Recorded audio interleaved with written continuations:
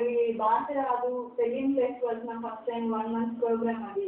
2500 metres ఎత్తులో ఉండే కొండనెక్కి దిగాలి రోజు, షార్కి మధ్యలో ఉండాలి. అండ్ అన్నిటికంటే మించి మనుషులు, తెలియని మనుషులు, వాళ్ళే న్యాచురల్ షార్క్ లాగా ఉన్నారనమాట. సో వాళ్ళతో కలిసి ఉండి ఇంకా బాగా సక్సెస్ చేసొచ్చాము. అలాంటివన్నీ ఎదుర్కొన్న తర్వాత దానికి ఇంకో బుక్ ఆఫ్ రికార్డ్స్లో వచ్చింది. ఓకే. అండ్ మీరు చెప్పినట్టు వేరే దేశం నుంచి మహిళలు వెళ్ళి ఉంటారు, కానీ ఇండియా నుంచి మీరే మొదటిసారిగా వెళ్ళామన్నారు. అందులో అప్పుడు మీరు ఎలా ఫీల్ అయ్యారు? అంటే సింగిల్ ఉమెన్, సో మీ ఇంట్లో వాళ్ళు ఎలా సపోర్ట్ చేశారు ఆ టైంలో మీకు? మా ఇంట్లో వాళ్ళు ఫస్ట్ అది అంత దూరం ఇక్కడ నుంచి అమెరికా వెళ్ళి అమెరికా నుంచి కోస్టరికా వెళ్ళడం అనేది చాలా కష్టంగా కూడుకున్న ప్రయాణం.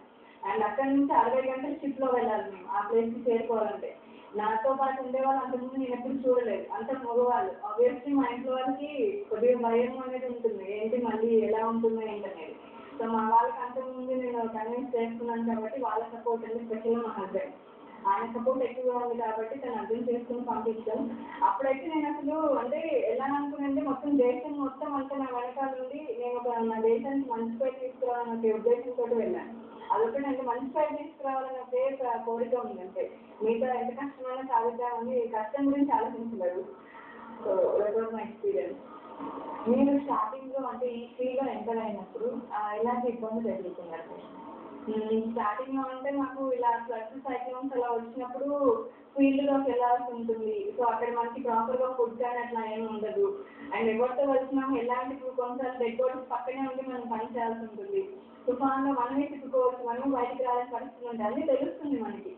అలాంటి పరిస్థితుల్లో ఫస్ట్లో నాకు కొద్దిగా ఇబ్బంది అనిపించింది. ఎందుకంటే ఒక లొకేషన్, తెలియని లొకేషన్కి వెళ్తున్నాము. లైక్ ఐలాకి వెళ్ళినప్పుడు బంగ్లాదేశ్ బార్డర్కి వెళ్ళాను, అక్కడ నేను ఒక్కదాన్నే ఉన్నాను. సో బార్డర్ అంటే అందరికీ ఒక ఫియర్ ఉంటుంది, వాళ్ళని ఎదురుగా చూస్తూ బంగ్లాదేశ్ వాళ్ళని.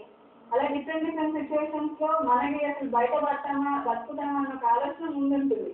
కాకపోతే దేశానికి సేవ చేయడం, ఆపదలో ఉన్న వాళ్ళకి సేవ చేస్తున్నాం అన్న తృప్తి వీటన్నిటిని మర్చిపోయేలాగా చేస్తుంది. రీసెంట్గా విజిట్ చేసిన కంట్రీస్ గురించి చెప్పండి.